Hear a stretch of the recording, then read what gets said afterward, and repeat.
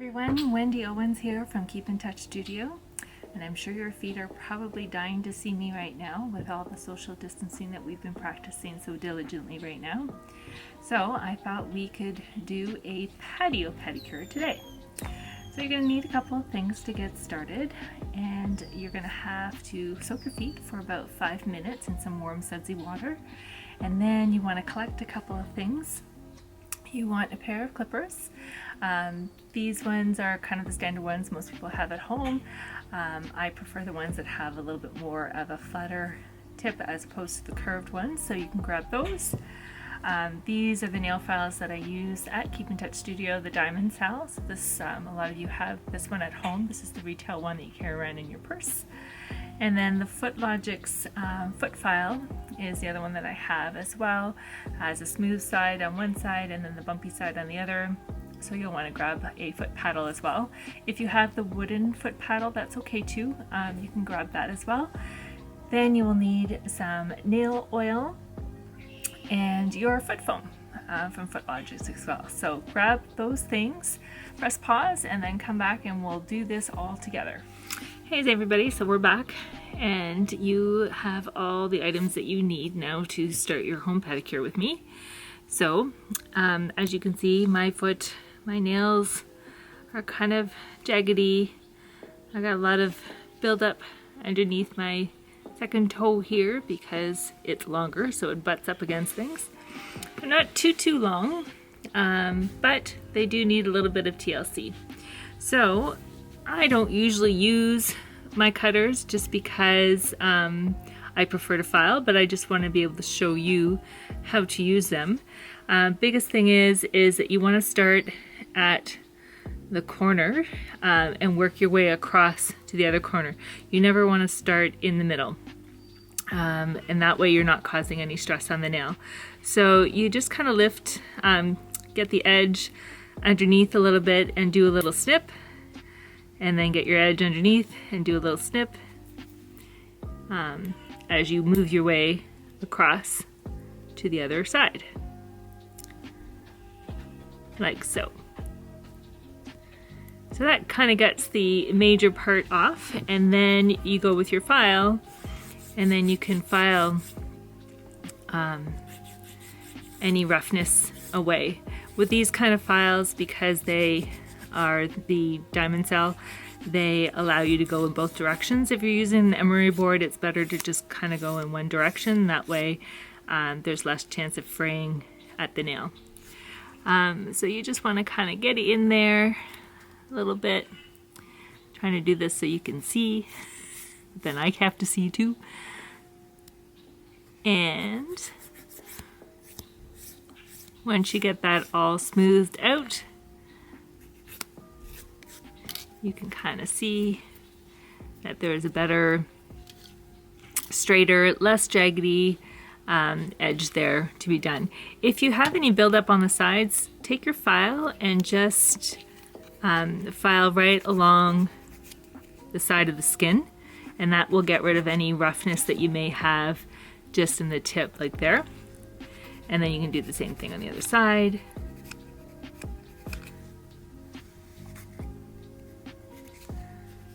And there you go. If you have your buffer, where is it? Buffer here.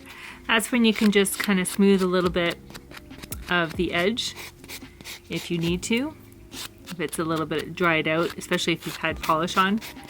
And then that's when you would put your nail oil on.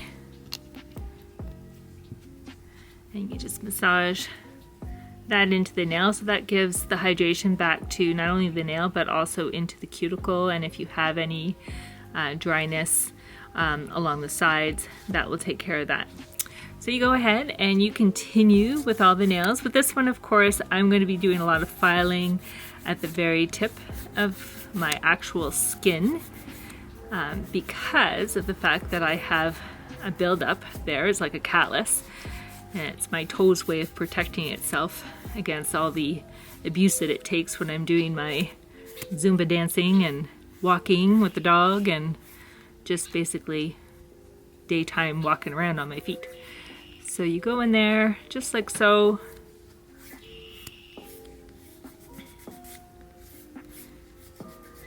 and you get that all smoothed out. You kind of follow the shape somewhat so that you can not have any jagged edges.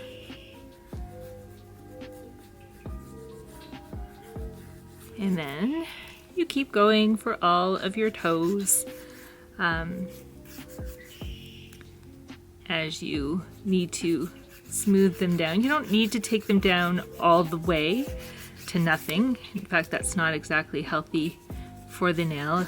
You want to leave a little bit of the free edge. That protects the rest of the nail from any kind of trauma when you stub your toes, because we all do that every now and then.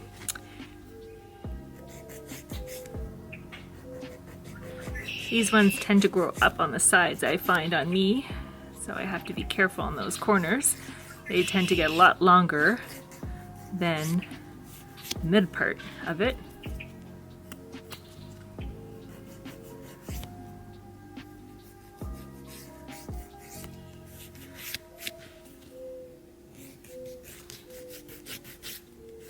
Hope you guys are following along okay, and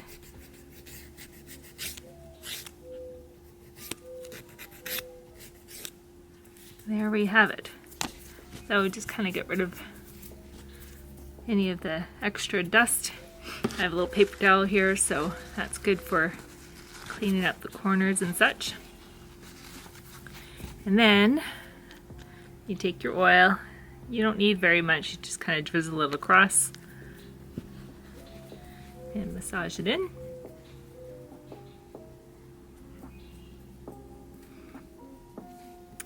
And then, so now we've got a nicer shape there. Then we can start working on the callus part. So I don't have too much. I have a little bit, let's get a little closer. I have a little bit on my big toe here, and I'll do a little bit more on the tip of this one as well.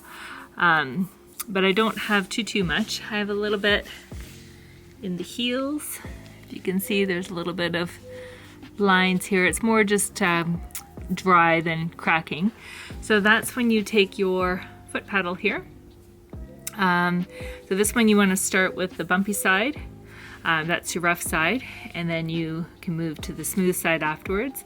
If you're using the wooden ones, you want the first side to be the black side, which is more coarse side, and then you would finish with the red side.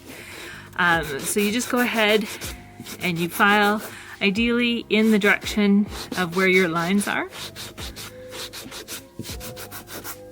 And especially if you have any kind of cracking, so if any of these lines here that you see on my skin, if they were cracked open and looking red, you don't want to go this way, because this way you would open that split up and it would be very painful. So you just go in the direction of the lines on your skin. And just gonna move my foot so I can get the other side. I don't know if you can see my other side here. Little tricky to get it on camera. You can see how well this works at getting the dead skin off. Then you would flip it over and kind of do a little bit more refinement. And of course go back to the first side.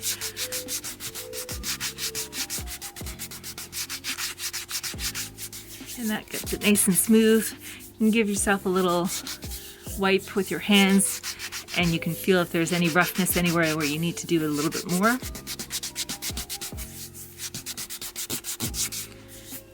I'll do a little bit on the top of my foot here. This can be a little sensitive, so just go slow. You don't need to press too hard.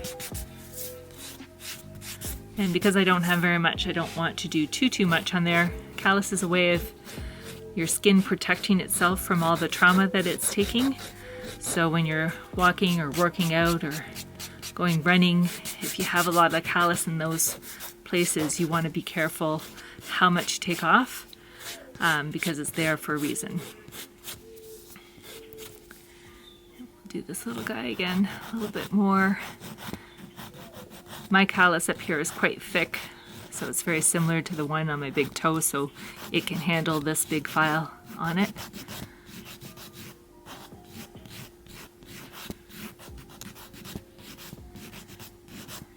then, so you go ahead and you do it wherever you need it. Some people need it out on the corners here, out here. So go ahead and file wherever you need. And then the last step is to take your Footlogix and give it a good shake. You always ask me how much. You need about a walnut size or about two, like a tablespoon of the foam. It's pretty pliable, so you can kind of play with it. And then you massage it into your feet, especially in all those areas that are more dry. And Footlogix is perfectly safe for diabetics and seniors and kids. And especially this DD formula that I have, it's a little bit more emollient than some of the other ones. So be generous, be kind to your feet, give them a little massage. Massage it all in.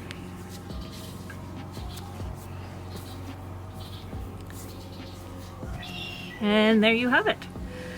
Your first home pedicure with Wendy. And you can see how nice and smooth those areas look now compared to when I started. Even my big toe here, I might do just a little bit more there to get a little smoother, but it's much better than what it was. And then you go ahead, of course, and do your other foot. So with this foot, I had a brace on my toe. So there's the brace when it comes off, and that is for ingrown toenails. So I needed a little bit of help on one of my toes here. So when it comes off, it just pops right off basically. And then you're kind of left with a little bit of the glue residue. So if you take your buffing block and you just give that a gentle buff.